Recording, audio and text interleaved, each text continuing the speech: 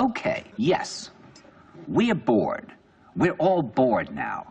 But has it ever occurred to you, Wally, that the process that creates this boredom that we see in the world now may very well be a self-perpetuating, unconscious form of brainwashing created by a world totalitarian government based on money, and that all of this is much more dangerous than one thinks? And it's not just a question of individual survival, Wally, but that somebody who's bored is asleep, and somebody who's asleep will not say no?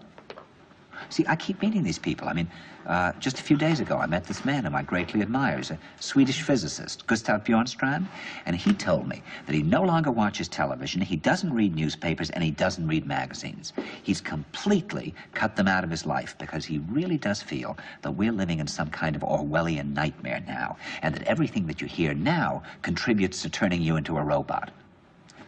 And when I was at Findhorn, I met this extraordinary English tree expert who had devoted his life to saving trees. Just got back from Washington, lobbying to save the redwoods. He's 84 years old. He always travels with a backpack because he never knows where he's going to be tomorrow. And when I met him at Findhorn, he said to me, "Where are you from?" And I said, "New York." He said, "Ah, New York, yes, that's a very interesting place. Do you know a lot of New Yorkers who keep talking about the fact that they want to leave but never do?" And I said, "Oh, yes." And he said, "Why do you think they don't leave?" I gave him different banal theories. He said, "Oh, I don't think it's that way at all."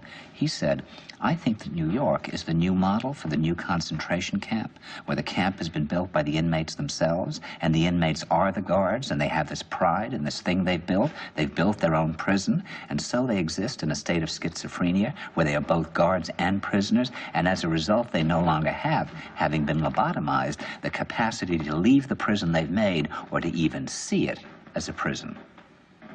And then he went into his pocket and he took out a seed for a tree and he said, "This is a pine tree."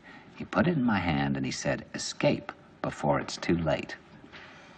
See, actually for 2 or 3 years now, Chiquita and I have had this very unpleasant feeling that we really should get out.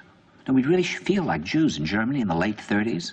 Get out of here. Of course, the problem is where to go, because it seems quite obvious that the whole world is going in the same direction.